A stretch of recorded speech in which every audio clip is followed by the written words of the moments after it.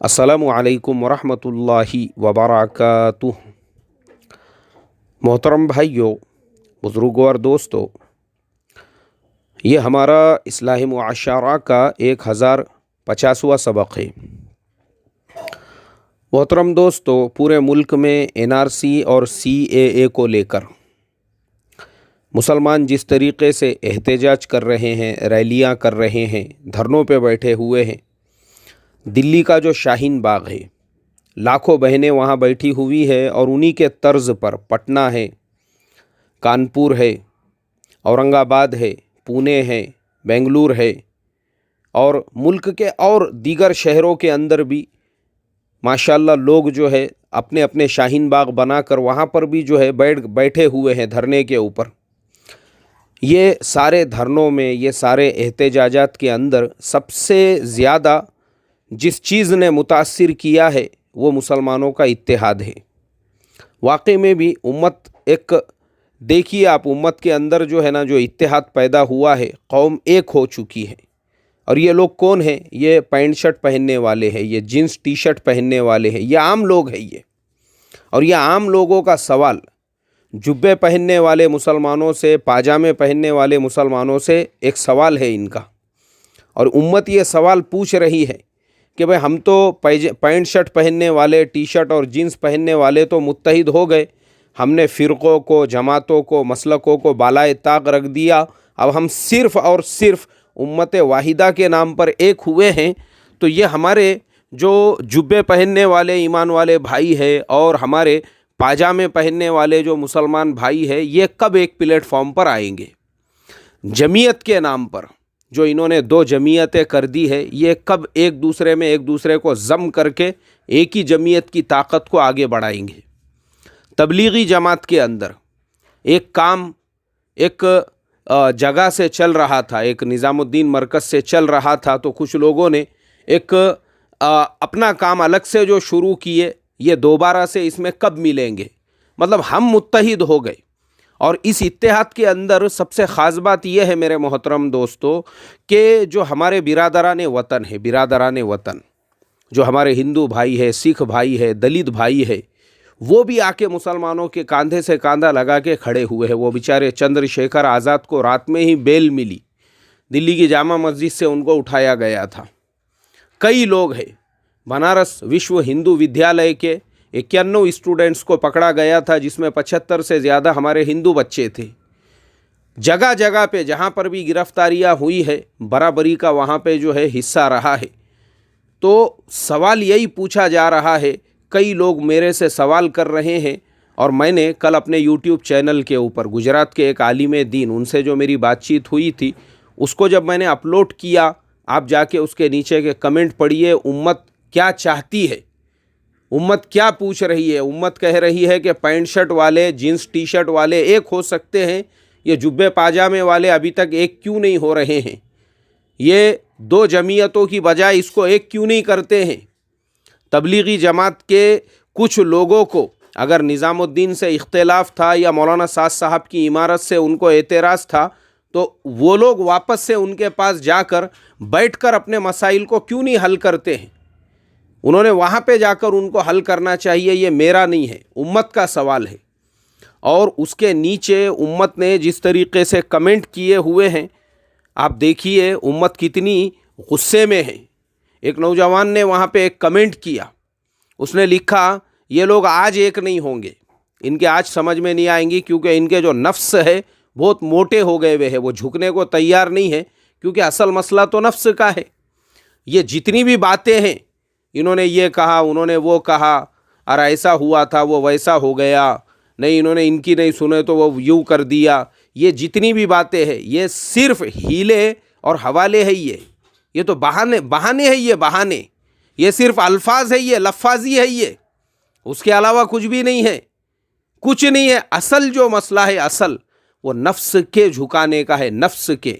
वो जो अल्लाह के नबी की हदीस है ना, इन्ना फिल जसदी लमुज़गा, मशहूर और मारूफ हदीस है। वो जो गोश्त का लोथड़ा है, वो जो जिस्म के अंदर, आला वही अल क़ल्ब, वो सही है तो पूरा जिस्म सही है।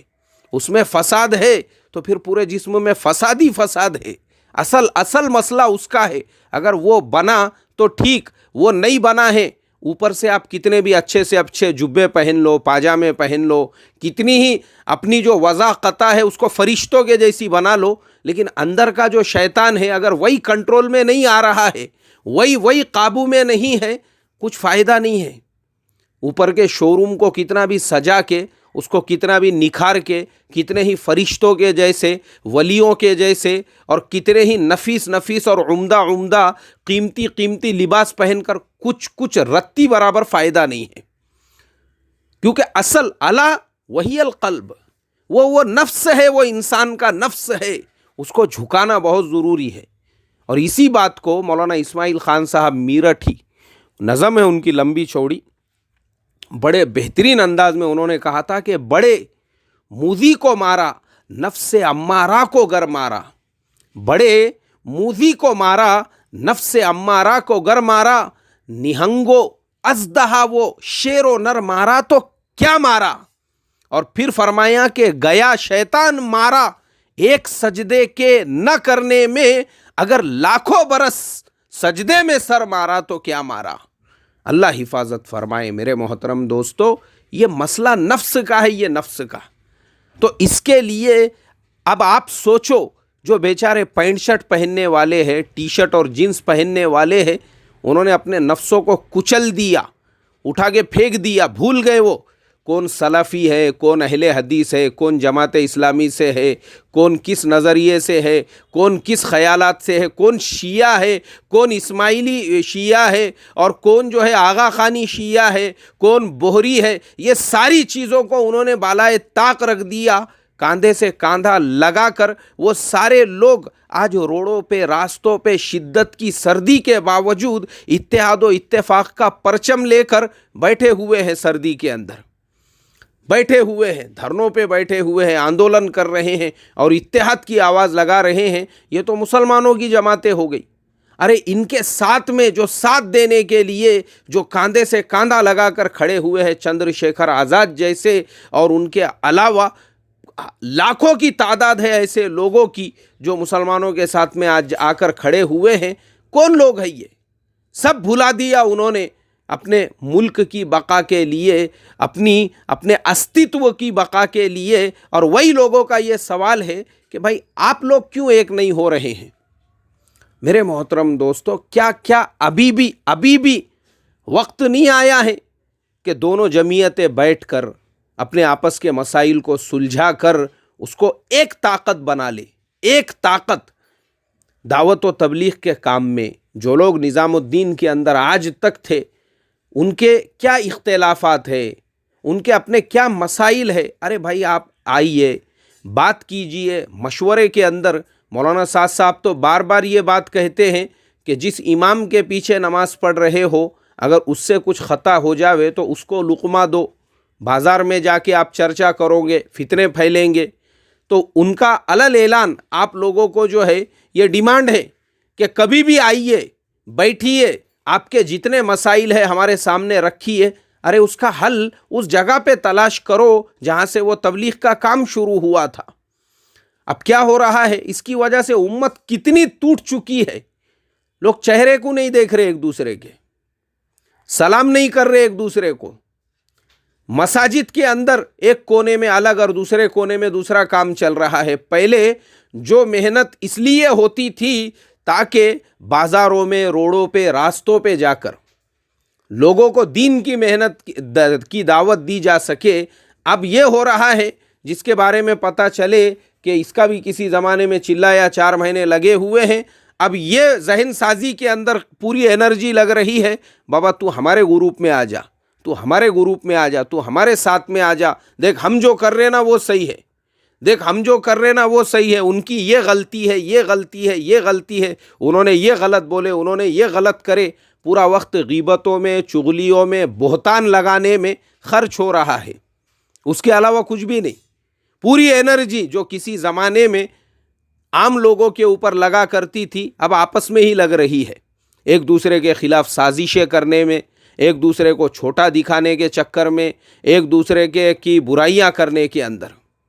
तो ये जो एनर्जी है, ये जो ताकत है, तो हमारी रिक्वेस्ट है, हमारी दरख्वास्त है, आम लोगों से तो हम क्या रिक्वेस्ट और दरख्वास्त करेंगे, हम जो ज़िम्मेदारान हैं उन्हीं से बात करना चाहेंगे। और ये हम नहीं कर रहे हैं, ये उम्मत का मैसेज है, हम पहुंचा रहे हैं। हमारी हैसियत पोस्टमैन की है, हमारा मैसेज जो है हम पोस्टमैन के तौर पर हज़रत मौलाना महमूद साहब मदनी को भी और हज़रत मौलाना अरशद साहब मदनी को भी ये मैसेज दे रहे हैं, आप तो सगे चचा भतीजे हैं, आप तो एक ही ब्लड हो, एक ही खून हो, एक ही घर में रहने वाले हो, एक ही चार दीवारी में आप लोगों ने ज़िंदगी गुजारी है, तो आप एक हो नहीं सकते। जब अगर आप एक हो गए तो पूरे मुल्क के अंदर ये जो मुसलमानों में दो जमीयतों के नाम पर जिस तरीक़े से दो अलग अलग जो है जमीयतें, हर जगह पे अलग अलग बोर्ड लगे हुए हैं, और जब भी जो है किसी जमीयत की न्यूज़ आती है उसके साथ में किसी मखसूस शख्सियत का नाम जुड़ा हुआ होता है। मुझे आप बताइए ना, आपके जो इख्तिलाफ़ात है, जो ख़यालात है, अगर आप एक जगह बैठकर उसको हल कर लेते हैं तो फिर उम्मत के अंदर कितना बड़ा इत्तेहाद पैदा होगा पूरे मुल्क के अंदर, पूरे मुल्क के अंदर। और उम्मत सवाल कर रही है कि जमीयत जो है वो आरएसएस से भी पुरानी तंजीम है, तहरीक है। आरएसएस तो उसके बाद में आरएसएस जो है वो एक तहरीक और तंजीम बनकर उभरी, लेकिन आज आरएसएस इस मुल्क के ऊपर हुकूमत कर रही है। आज 10 करोड़ से ज़्यादा आरएसएस के मेंबर है। आज पूरे मुल्क के अंदर तकरीबन 300 के करीब आरएसएस के एमपी है और 1000 से ज़्यादा आरएसएस के एमएलए है। आज 7 से 8 जो है मुल्क के अंदर आरएसएस के मुख्यमंत्री है, उनका पीएम है, उनका सदर है, उनका गृह मंत्री है, उनके इतने मिनिस्टर है। जमीयत उससे पहले की तहरीक है। हमारे पास में क्या है, हमारा क्या और उम्मत ये सवाल कर रही है, ये उम्मत का सवाल है, मेरा सवाल नहीं है। तो उम्मत यही पूछ रही है कि ये जो इत्तेहाद की ताकत थी, ये जो इत्तेफाक की ताकत थी, आपने इसके 2 कर दिए। 2 करने के बाद में जो अल्लाह की मदद और नुसरत थी ख़त्म हो गई वो। तो एक होना ये वक्त की सबसे बड़ी ज़रूरत है। जैसे हज़रत इमाम हसन रज़ी अल्लाह ताला अन्हु के ज़माने में 18,000 का लश्कर आपके साथ में खड़ा हुआ था और आपने पेशकश की हज़रत मुआविया रज़ी अल्लाह ताला अन्हु को कि मैं आपसे सुलह करना चाहता हूँ, मुझे जंग नहीं चाहिए।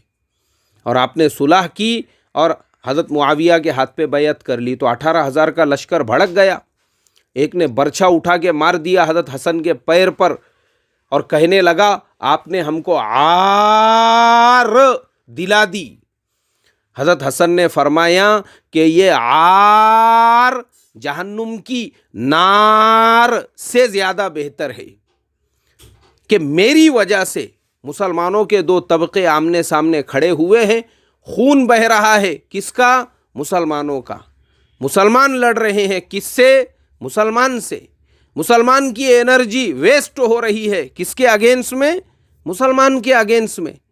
तो बोले मैं अपने हाथों से मुसलमानों का खून बहाना नहीं चाहता, क्योंकि दोनों तरफ से मुसलमान हैं, इसलिए मैं हार, यानी मेरी शर्मिंदगी हो गई, मैं हार गया, मैं पीछे हट गया, ये मुझे पसंद है इससे ज़्यादा कि मैं जो जहन्नुम की नार है, नार आग, उससे ये आर बेहतर है, मैं इसको पसंद करता हूँ। थोड़े दिनों की ज़िंदगी है, लेकिन उसके बाद तो अल्लाह को मुँह दिखाना है।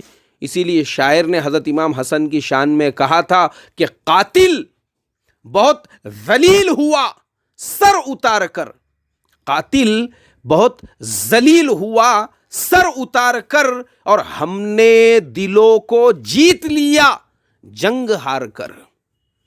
मेरे मोहतरम दोस्तों, ऐसे ही हज़रत मौलाना इब्राहिम साहब के और गुजरात के वो सारे उलामा, चाहे वो मौलाना यूनुस साहब पालनपुरी हो, हज़रत मौलाना अहमद लाट साहब हो, मौलाना इस्माइल साहब गोधरा हो, गुजरात के सारे उलामा, अगर आप लोगों के इख्तिलाफ भी है हज़रत मौलाना साद साहब से, तो आप बैठ के हल कीजिए।